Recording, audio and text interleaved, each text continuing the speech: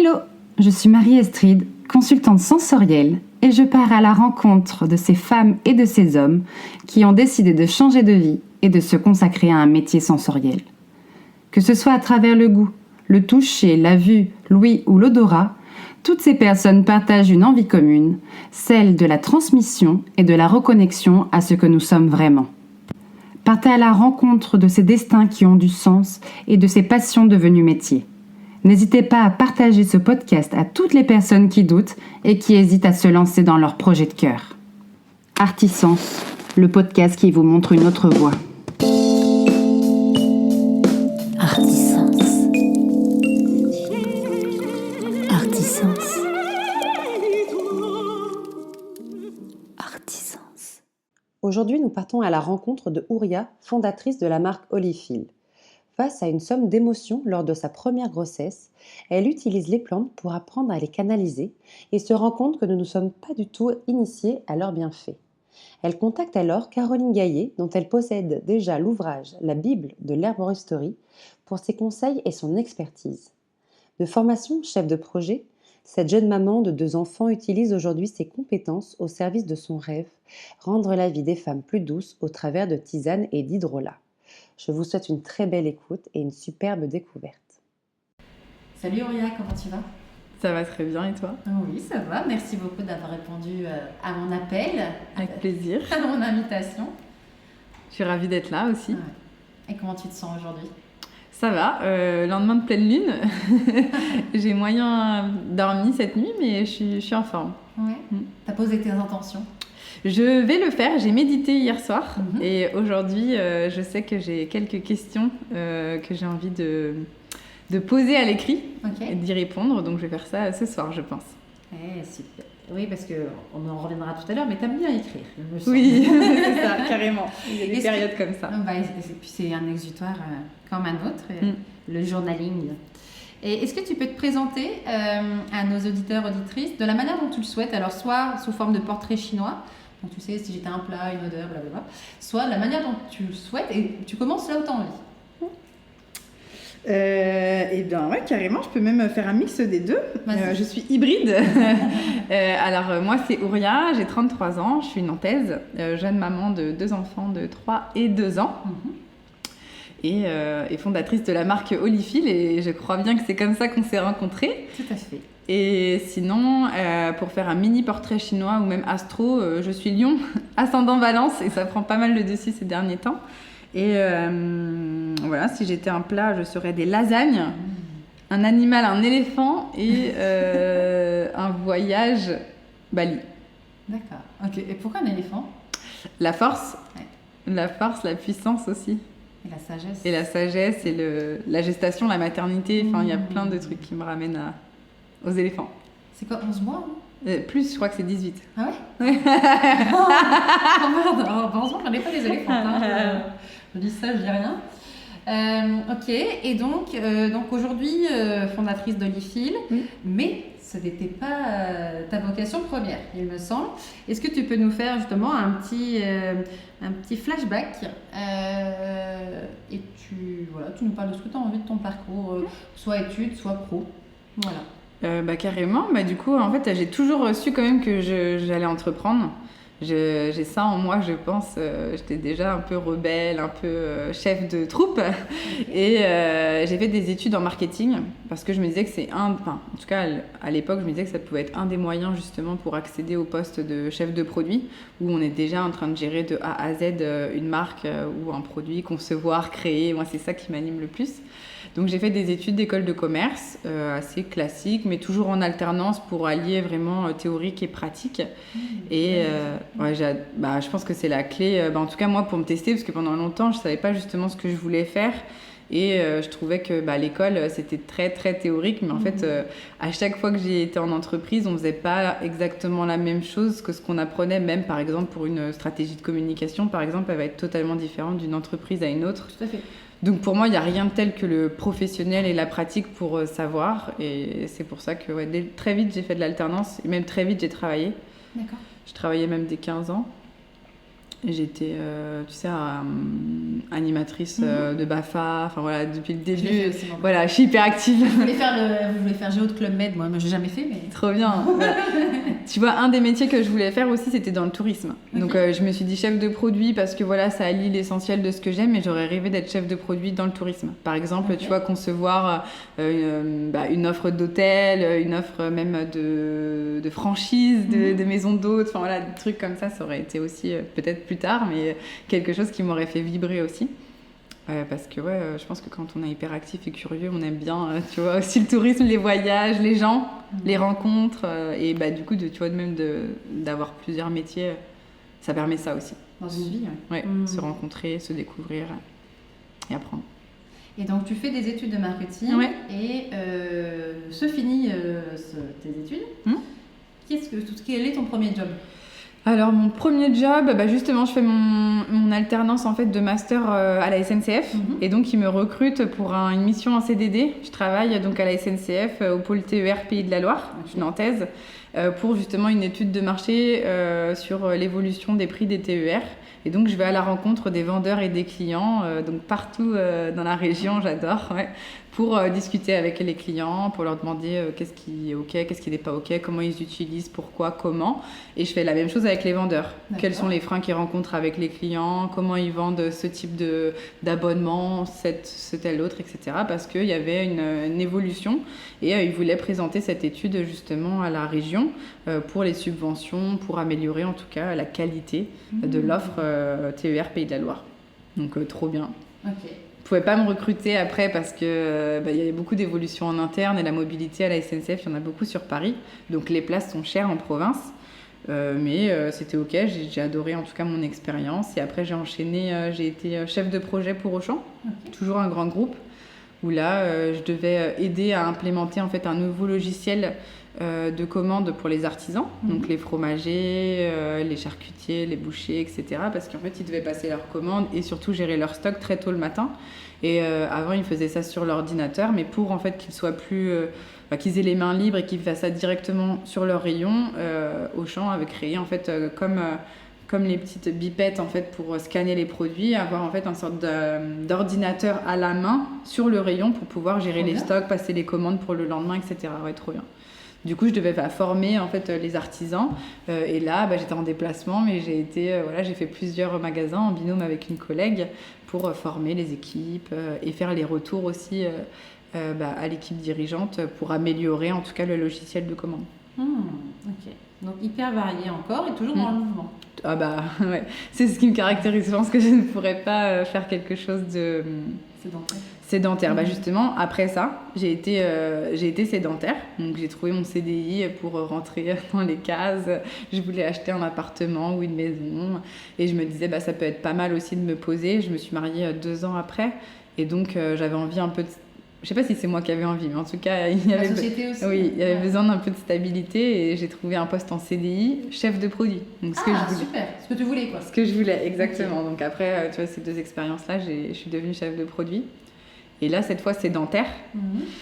Mais on vendait donc un peu de tourisme, donc je m'approchais du but. On vendait un peu de tourisme parce qu'on vendait l'investissement immobilier pour les chargés de patrimoine, donc des résidentes étudiantes, des résidences de tourisme, pour des personnes qui veulent investir pour économiser sur leurs impôts. Par exemple, ça peut être en loi Pinel, etc. Et donc, je préparais tout comme une chef de produit, donc les maquettes 3D, la recherche de prestataires, la recherche d'informations aussi sur les lieux. Par exemple, le dernier que j'ai fait, c'était une résidence ski à Megève. Et la dernière, j'avais même eu la chance de me déplacer pour aller sélectionner les restaurants, les temps de trajet entre la résidence et l'office de tourisme, la boulangerie la plus proche, etc. Donc, trop bien. Ok. Donc ça, j'ai fait ça 2 ans. Et puis après, ma première grossesse et shabadabada. Et shabadabada, voilà, l'envie d'entreprendre qui accélère. Ok. Donc pendant ta grossesse. Ouais. En fait, même avant ma grossesse, en fait, dans ma boîte où je suis chef de produit, ça se passe assez mal en termes de management. On est une trop bonne équipe soudée. Je suis avec des potes. On est comme des potes. En fait, on se soutient à fond dans l'équipe marketing. Mais la direction, c'est compliqué. Il y a turnover hyper important, il y a beaucoup de burn-out. La personne que je remplace justement part en burn-out et moi je le sais pas tout de suite. Beaucoup de choses cachées et voilà, moi je kiffe mon job parce que j'apprends plein de choses, mais par contre le niveau de stress et d'implication est à son max. Je pars en voyage aux Philippines et quand je reviens, déclic. Le jour même où je reviens, on commence déjà comme si j'étais indispensable à me demander 10 000 trucs, à me tomber dessus en fait, et je me dis ah non. Choc thermique, thermal, tout ce que tu veux, mais là je me dis ah non, c'est impossible. J'étais tellement sereine en voyage, souvent les voyages ça fait ça, fait un peu un reset, comme les grossesses, un peu voilà, il y a un temps d'introspection, ou en tout cas de kiff. Ouais, tout à fait. Et je suis revenue de ce voyage et tout de suite en fait l'effervescence et la vibe de ma boîte, je me suis dit ah non, c'est plus possible. Surtout que là on me proposait une promotion pour être chef de marque avec le même salaire. Et j'étais là, en fait, je vois pas comment je peux travailler plus qu'aujourd'hui et en plus sans intérêt. Ouais, voilà. Donc j'ai décidé d'arrêter à ce moment-là, avant même mon idée d'Olifil. D'accord. Mais là, t'étais enceinte ? Là, j'étais pas encore enceinte. D'accord. Je tombe enceinte au même moment que En fait, ils acceptent facilement une rupture conventionnelle parce qu'en fait, c'est ce qui se fait beaucoup vu qu'ils connaissent le turnover.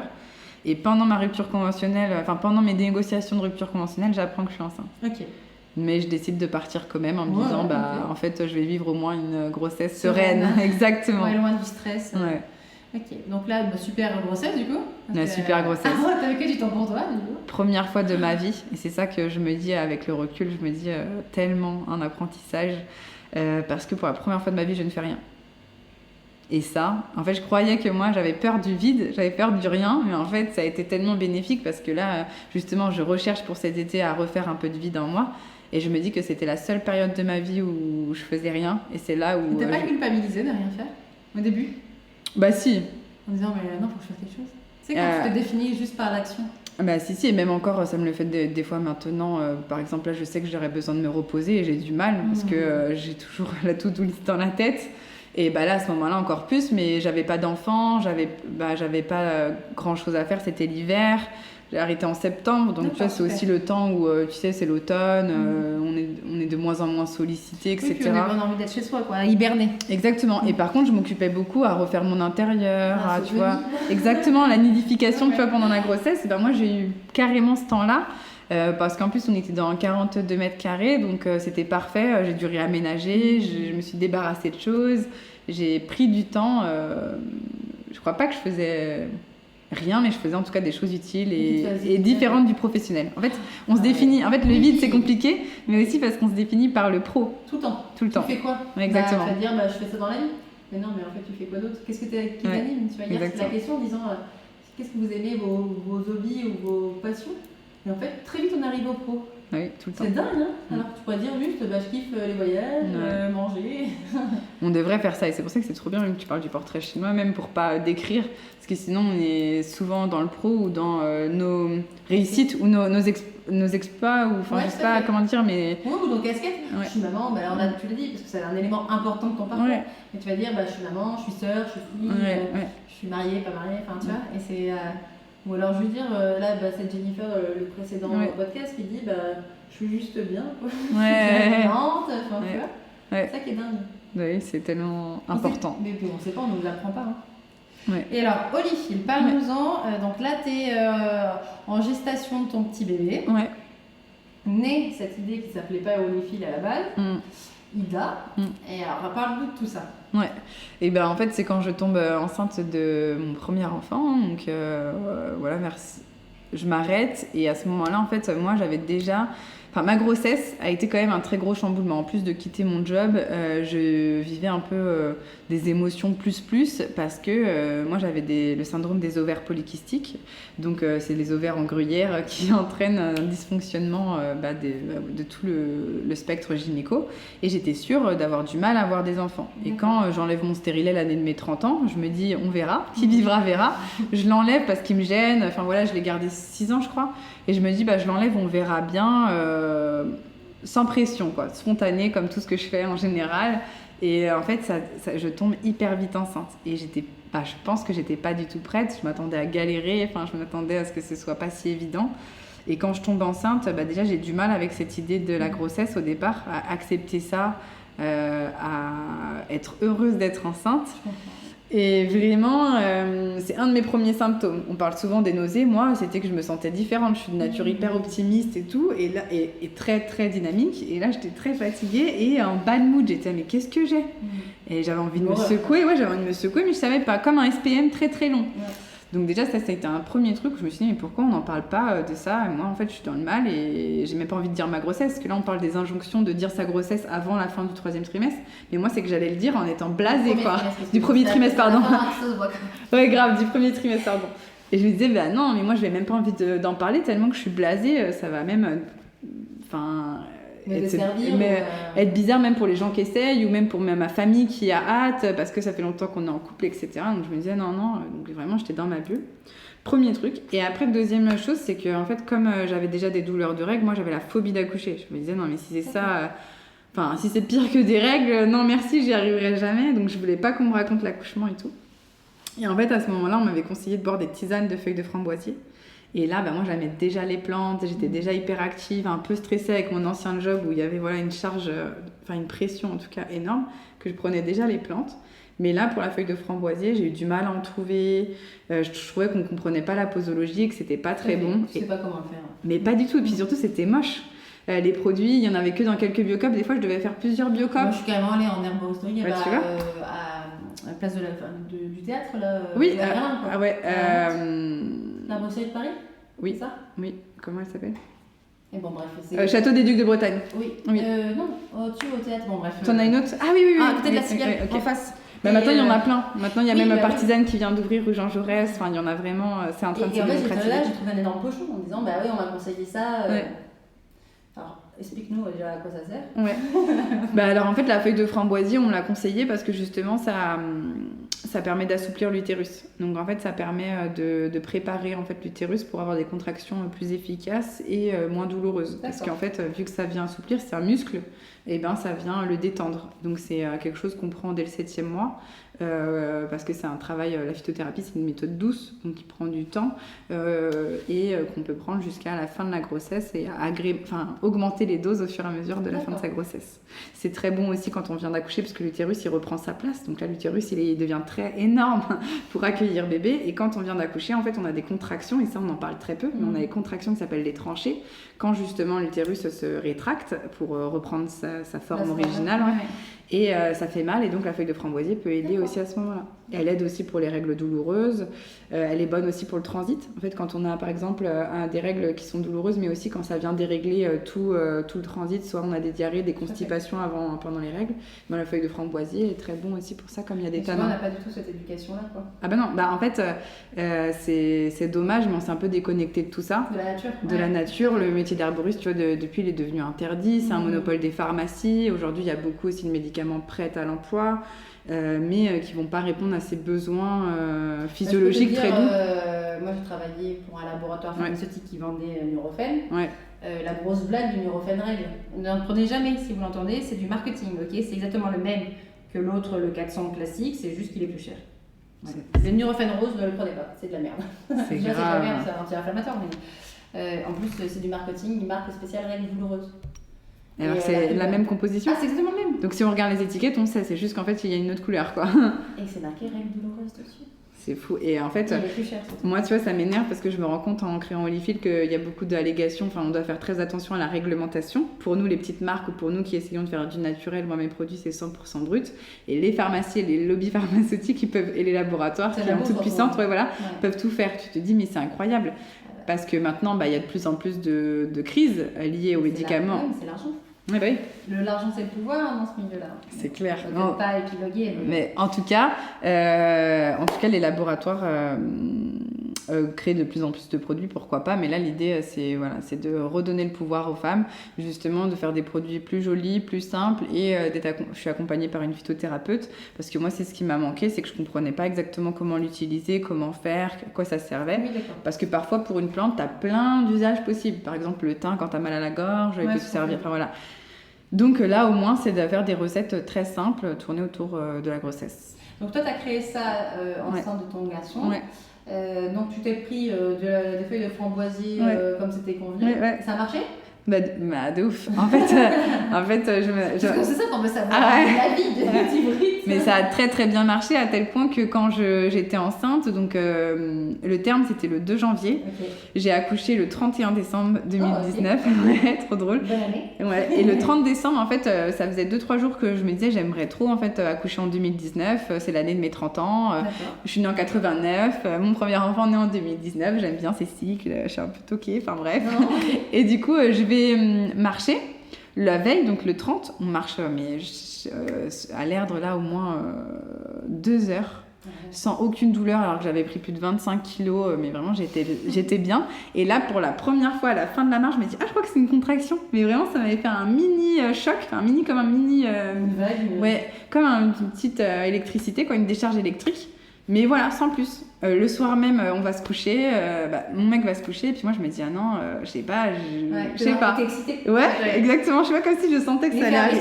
C'est un truc de dingue. Ça allait arriver. Ouais. Je me mets un peu sur le ballon, je me dis je sais pas, je sens quelque chose, mais c'était même pas douloureux, donc je me disais ça doit pas être ça, parce que c'est pas douloureux. Mais par contre, je suis pas comme d'habitude. Et là, j'en rigole parce que vraiment, je mets un peu de temps, mais ils nous disent de pas se précipiter à la maternité, donc je prends une douche, je mange, si ça dure longtemps. On te dit que pour un premier accouchement, ça peut être long et tout.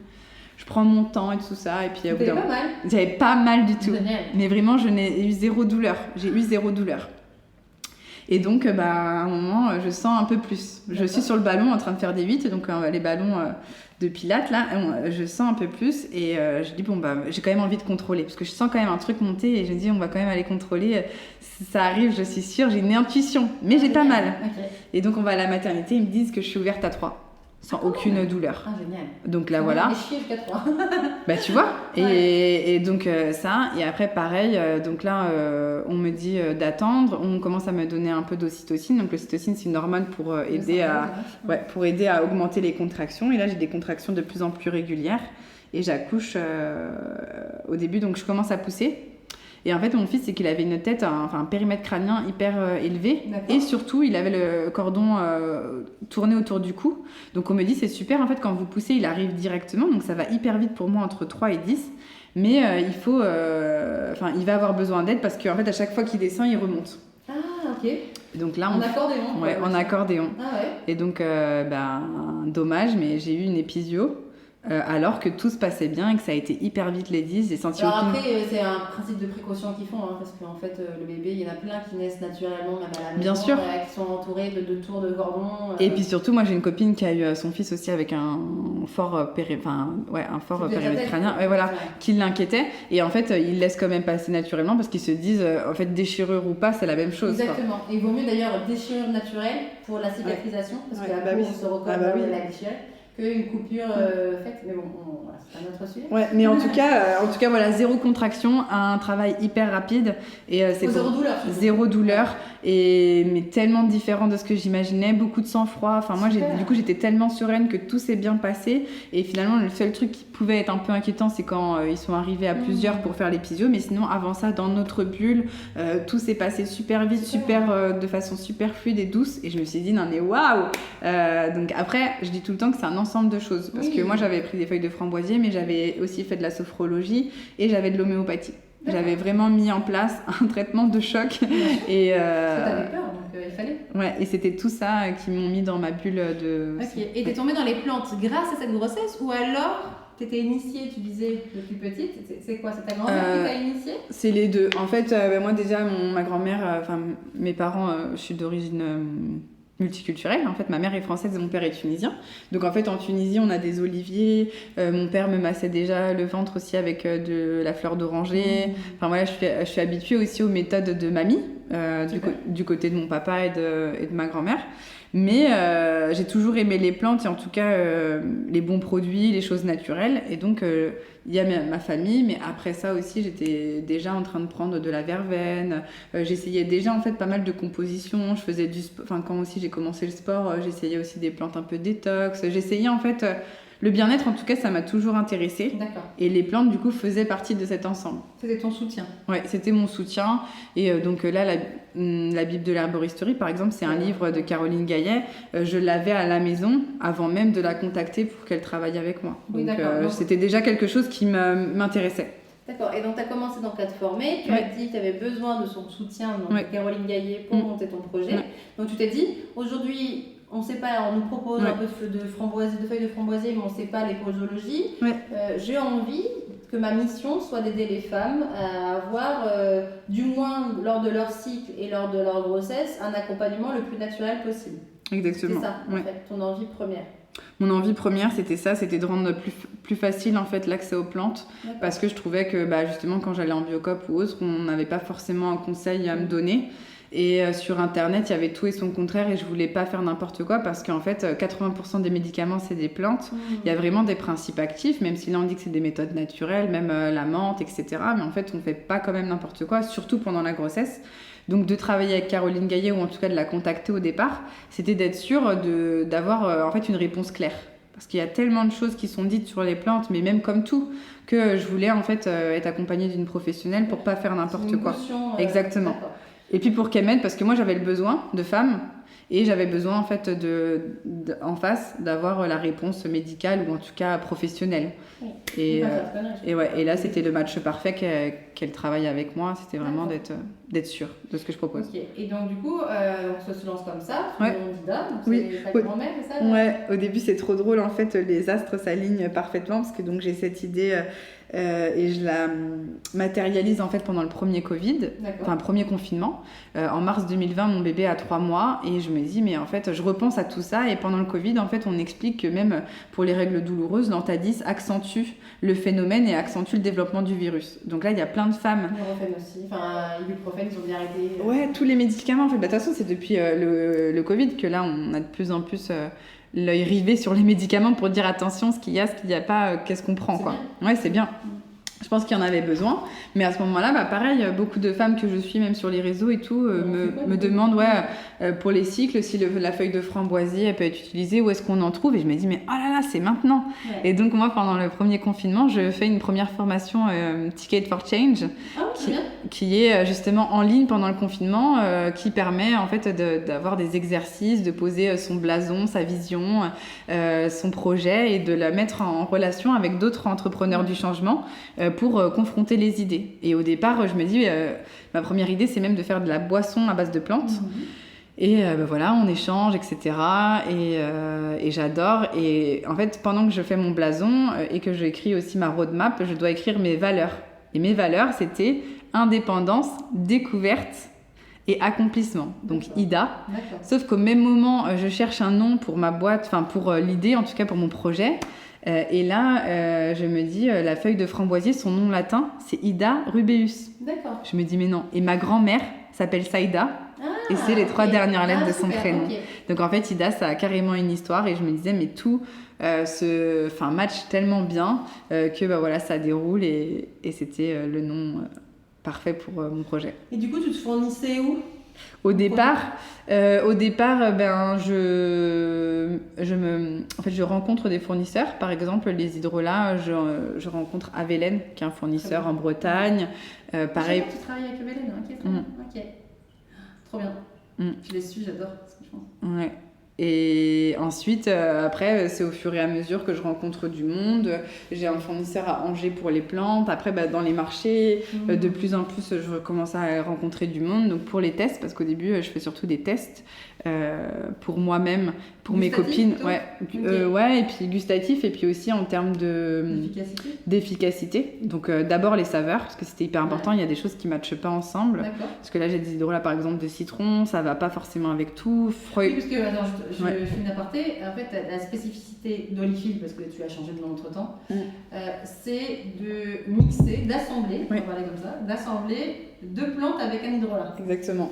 Et ça, t'es la seule à le faire. Je suis la seule à le faire, et en fait c'est de proposer des synergies Ok. complémentaires. Ok. Et en énergétique et même en général, on travaille sur 1, 3, 5, 7 pour que ça soit vraiment, voilà, que chaque plante vienne apporter quelque chose, mais en réponse à un besoin. D'accord. Donc on est parti sur 3. Et, Ah oui, 1, 3, 5, 7, ouais, c'est vrai. ouais, 1, 3, 5, 7 en Pour les énergétique, chats, ouais. Exactement. Et du coup, on en a 2 plantes en infusion. Comme ça, on vient travailler surtout sur le bien-être physique. Ok. Et l'hydrolat vient apporter de la saveur, mais vient travailler sur le psycho-émotionnel, Ah, parce que génial. ça a exactement les mêmes vertus qu'une huile essentielle. Sauf que tout le monde peut le prendre. Voilà, sauf que c'est beaucoup moins concentré, donc c'est beaucoup plus facile d'usage. Ouais, il y a Et- moins de réglementation dessus. Exactement. Mhm. Tout à fait, ok. Mm. Super. Et alors, du coup, ça fait maintenant 3 ans. Ouais, en tout, ça fait 3 ans. Entre-temps, j'ai fait une pause parce que j'ai eu un deuxième enfant. Ok. Donc là, vraiment, j'ai testé mes produits. Avant, pendant, après. Ouais, c'est ça. En fait, en plein élan, j'étais juste en phase de test. Je faisais une étude de marché. Après Ticket for Change, j'ai fait BGE. Donc, c'est parcours entrepreneur en 6 semaines, justement, pour faire une étude de marché. Et à la sortie de ça, je suis tombée enceinte de mon deuxième enfant. Donc, très rapproché. Mon premier avait 8 mois. Donc j'ai fait une pause maternité et j'ai retesté. Là, cette fois, au début, on n'avait que 2 recettes avec Caroline Gaillet. Et donc après, on a créé toutes les formules qu'il y a aujourd'hui. Aujourd'hui, il y en a 5 dédiées aux différents chapitres de la maternité. Ben, je les ai testées moi-même parce que j'étais enceinte de mon deuxième enfant et ça m'a fait faire une petite pause et prendre du recul avant de lancer officiellement. Donc là, ça fait 1 an et demi que je travaille vraiment à 100% dessus. Et ça fait depuis décembre que c'est sorti officiellement. Donc ça fait 6 mois. Tu avais fait une énorme soirée à Nantes. Ouais, exactement. Super, ok. Alors, aujourd'hui, Olifil, c'est quoi? Donc, c'est 5 produits. Oui. Ok. Donc, on peut faire aussi l'alchimiste, hein, c'est ce que tu disais, c'est ça qui est rigolo. En fait, on peut les mélanger aussi. C'est ça, c'est ce qui plaît le plus. En fait, l'idée, c'est que les gens, ils adorent là pouvoir soit avoir une recette personnalisée parce que voilà, le besoin que j'ai trouvé match complètement avec leurs besoins. Par exemple, fatigue du premier trimestre, nausées, blues, enfin déprime. Voilà. Disons-le. Ouais, grosse déprime. C'est rooibos, gingembre, citron, mais il y a d'autres personnes. Là, c'est la découverte. Ouais, ça c'est la découverte, la recette la découverte. Ouais. Et d'autres en fait qui connaissent déjà un petit peu les plantes, comme moi avant, et ou qui veulent en fait tester et qui se font leur propre alchimie. Et ça, c'est ce que les gens adorent. Et moi, j'adore encore plus parce Donc que... tu fais du vrac aussi, indépendant, sans assemblage. Ouais. Ok. En fait, je vends soit des synergies avec les 5 recettes prédéfinies, soit je vends les produits à l'unité pour que vous puissiez être acteur de votre bien-être et composer vous-même vos recettes. Parce que l'idée aussi là, c'est que j'ai interrogé et j'ai fait tester à plein de femmes pendant ma pause. Et c'est ça, d'ailleurs, ça m'a aidé à ça. C'est qu'il y avait des femmes aussi qui me disaient, moi très bien, le matin, je prends le citron, l'hydrolat citron. Par contre, dans l'après-midi, je préfère la rose. Ou je me lasse. Parce qu'en fait, on dit que la phytothérapie, c'est un travail de fond. Donc, par exemple, là, les feuilles de framboisier, on dit à partir d'1 tasse par jour au 7e mois et jusqu'à 4 tasses le dernier mois. Ouais, t'en peux plus, quoi. T'en peux plus, t'as envie de changer en fait. Feuilles de framboisier matin, midi, soir, c'est comme si, voilà, je te disais, tu fais une cure de pommes. Tu fais une détox, tu vas manger des pommes, mais là, c'est pas 3 jours, c'est 3 mois. T'es au bout du rouleau. Ouais, mais déjà 3 jours, t'es au bout du rouleau. Déjà, exactement. Donc là, l'idée, sauf si tu deviens drogué au framboisier comme le café, mais je crois pas. Moi, je connais personne qui me dit, moi là, je peux pas, j'ai pas mon framboisier. C'est différent. T'as trouvé un autre usage. C'est ça. Ça sera coupé. Tu peux, moi j'adore. Et puis là, je pense que ça va être un side project bientôt. J'ai trop de personnes qui me disaient, moi aussi je veux fumer les framboises. Il y a bien le CBD qui existe. Mais bien sûr. Nouveau trafic, la feuille. Tu sais qu'il y a une marque Équilibre qui vend du CBD, qui vend un substitut au tabac et un mélange de framboisier, feuilles de guimauve. Il y a au moins 5 plantes. Je te la mets trop bien, je vais faire ça. La guimauve, moi je la mets en écorce, mais dans le bain de ma fille, tu vois. Ah, tu vois, il y a trop de trucs. Mais en fait, il y a un pouvoir, tout est là. Ah, mais moi j'adore. Et en fait, c'est pour ça que tu te dis, mais le gouvernement, c'est même pas le gouvernement, c'est la Constitution qui a interdit, ou je sais pas qui a interdit les herboristes, parce qu'en fait, c'est les apprentis sorciers, mais en fait, c'est comme tout. C'est-à-dire qu'avant, et je vais pas revenir dans l'histoire de la chasse aux sorcières, mais en fait, les guérisseuses, oui, bien sûr. On les a chassées parce qu'elles emmerdaient les gens à fort profit. Oui, bien sûr. Mais tu sais que j'avais vu un reportage avant même d'être dans les plantes qui m'avait traumatisée sur Netflix, je sais plus comment il s'appelle ce reportage, je voudrais que je le retrouve même pour communiquer dessus, qui disait qu'en fait ça coûterait rien qu'on soit pas malade. En fait, le marché en fait de la santé, c'est le plus gros marché. Lucratif, et d'ailleurs aux US, j'ai vu aussi un article qui disait ça, qu'en fait aujourd'hui les plus gros procès sont contre les laboratoires, enfin ceux qui attaquent les laboratoires ou ceux en tout cas qui sont sur des marchés complémentaires. Tu te rends compte? Et qu'en France, justement, Caroline aussi Gaillet, elle était là jeudi, j'ai fait une soirée à Paris, elle a fait une conférence et elle expliquait ça, qu'en fait on est très en retard en France, qu'il y a d'autres pays qui sont plus avancés sur les médecines naturelles, parce qu'en fait on nous met des bâtons dans les roues, donc même là... C'est trop de profit, trop de lobby. On me dit souvent que c'est hyper couillu ce que je fais, parce qu'en plus c'est des trucs classiques. Donc là, moi, j'essaye de dire, bah voilà, c'est des produits bruts. Donc en fait, on peut rien me reprocher, c'est brut. Je fais rien. Je vends des produits bruts. Je communique sur des produits bruts. Mais parce que j'essaye aussi de faire attention, parce que j'ai pensé aussi à faire d'autres choses. J'ai déjà en tête plein de produits que je pourrais sortir grâce à Olifil. Mais chaque chose en son temps, parce que comme tu dis, l'argent c'est le pouvoir. Ouais. Et qu'aujourd'hui, ça se développe. Hein. On a un nouveau réseau qui s'appelle Femtech France qui œuvre sur la santé des femmes. On libère la parole sur l'endométriose. Enfin voilà, aussi sur les problèmes féminins. Beaucoup sur le naturel. Mais en fait, on est obligé de faire attention. On marche sur des œufs. Là, l'herboristerie qui a ouvert à Nantes, elle m'a dit, je peux pas me dire herboriste, je me dis herbaliste. Et du coup, je peux pas mettre une pancarte herboriste comme je ne suis pas pharmacienne. Donc, elle s'appelle partisane, etc. Et c'est tout plein de trucs comme ça qui perdent en énergie et enfin voilà, qui sont alors que on aurait tout intérêt à travailler ensemble parce que d'ailleurs c'est ce qu'on dit, c'est de la médecine. C'est pas dans leur intérêt. C'est pas dans l'intérêt des laboratoires. Les peuples autochtones, ils prennent pas du Nurofen. Non mais c'est vrai, ils se soignent qu'avec les plantes. Ouais. Ils sont rarement malades. Bon bref.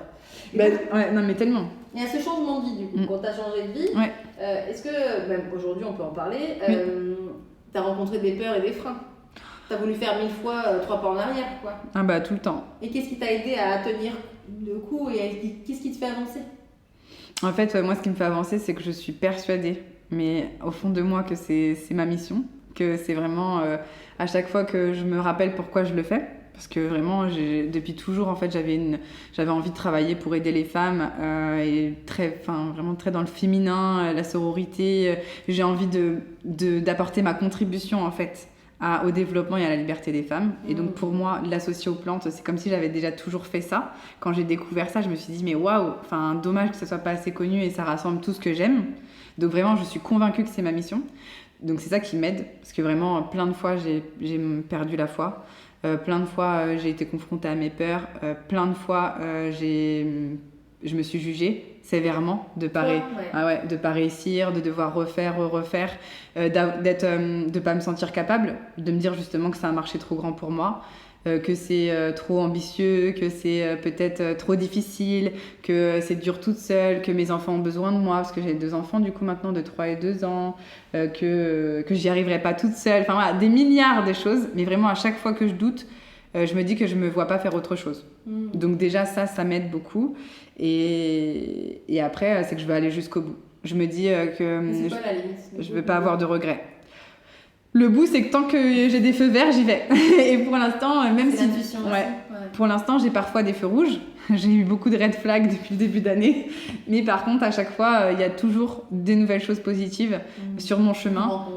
Une rencontre, un mot d'une cliente, quelqu'un qui va m'écrire sur les réseaux pour me dire « Oh, je viens de voir, j'adore, merci de faire ça. » Et ben, ça me porte.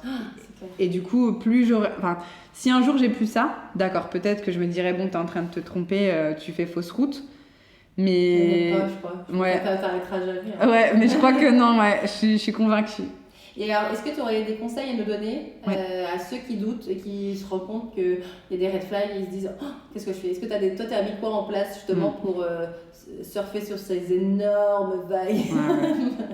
En fait, c'est dès que je sens que ça va pas, moi j'ai quelques éléments que maintenant j'instaure dans ma routine. C'est que déjà, je perds pas le sport.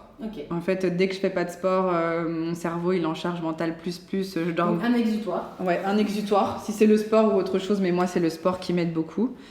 Dès que je commence à être en mauvais... en fait, des fois, on sent quand on a un red flag qu'en fait, on rumine, on est vraiment dans des pensées de merde. Et en fait, plus on va être dans des pensées de merde, plus ça va se nourrir de ça. Donc moi, dès que je sens ça, soit le sport, soit j'écris. D'accord. J'ai commencé aussi à écrire beaucoup. Parce que j'en vois un réel bénéfice. En fait, dès que je commence justement à me juger ou autre, j'essaye d'écrire pour enlever ça et carrément, quand c'est du négatif, le jeter, vraiment faire un sorte de rituel avec ça, le brûler, le jeter pour me dire non, c'est plus là. En fait, j'enlève ça. Après, de m'entourer. En fait, quand j'ai repris mon projet, j'avais été 1 an mère au foyer parce que j'avais eu une pause entre guillemets forcée avec la naissance de la grossesse de mon 2e enfant. Et j'avais très très mal vécu le fait d'être isolée, d'être freinée, d'être arrêtée dans mon projet et d'être seule. Parce qu'en plus, on sortait moins à ce moment-là, c'était les confinements et tout. Donc j'ai voulu absolument... Ah ouais, horrible. J'ai voulu absolument travailler avec du monde, donc j'ai tout essayé. J'ai essayé les coworking, j'ai essayé de faire du co-développement avec d'autres femmes pour reprendre confiance en moi. Et en fait, ce qui a fonctionné, c'est que j'ai rejoint un incubateur l'année dernière. Et donc là, j'ai rencontré des entrepreneurs qui sont devenus des amis. Et en fait, on s'aide beaucoup. On n'a jamais les mêmes vagues en même temps. Donc quand il y en a un qui a une vague, l'autre le remonte. Et vice-versa. Donc en fait, ça, mes amis entrepreneurs, ça m'aide parce que mes proches ne me comprenaient pas et avaient peur pour moi aussi. Justement, j'allais te demander le soutien des proches. En fait, ils me rajoutaient des peurs contre... Enfin, ils faisaient pas exprès, mais en fait, ils peuvent pas comprendre. Si t'es pas entrepreneur, tu peux pas comprendre. Et puis c'est ton projet là. Ouais. Et il y a un troisième conseil que tu donnes à quoi? Donc le sport, être entouré. Ouais. En fait, se poser régulièrement aussi, pas forcément pour écrire, mais là, ce que je te disais, là, je sors d'un cycle de 6 mois de travail intensif. Et là, je refais une pause vision, mon pourquoi et mes objectifs. Exactement. Parce qu'en fait, des fois, justement, être entrepreneur, c'est un marathon, c'est pas une course. Et donc, se recentrer de temps en temps pour voir si on... Parce qu'en fait, on évolue aussi au fur et à mesure de son projet. Il faut un peu prendre le recul, sortir la tête de l'eau pour savoir si on va toujours dans le bon sens. Et moi, là, je me dis que ça serait bien. J'aurais peut-être pu le faire tous les trimestres. Là, j'ai peut-être attendu un peu. Mais voilà, un autre conseil, c'est ça, c'est de reprendre ce temps. Ouais, c'est de reprendre ce temps de temps en temps pour dire où je vais et est-ce que c'est toujours aligné avec mon pourquoi. Ouais. Classe. Et qu'est-ce que tu dirais à la petite Ouria aujourd'hui? Que je suis fière. Que je suis fière, c'est exactement ce que j'avais enfin, pas exactement ce que j'avais imaginé, parce que voilà, on est toujours plus. Mais vraiment là, je me sens très très riche de toutes les rencontres que je fais depuis que je suis entrepreneur. Je rencontre des gens qui sont beaucoup plus comme moi depuis que je suis entrepreneur. Je suis libre. Et je m'exprime en fait avec Olifil et ce que j'ai toujours voulu faire avant. Donc en fait, je lui dirais que je suis très très fière et que continue, voilà, et que c'est t'es en chemin. Vraiment, c'est bien. Cool. Et une dernière question, est-ce que tu aurais une ou des Madeleines de Proust à nous partager? Des trucs qui te font du bien. Alors ça peut être une odeur parce que c'est ton truc, mais ça peut être un plat, un lieu, une personne, une saison.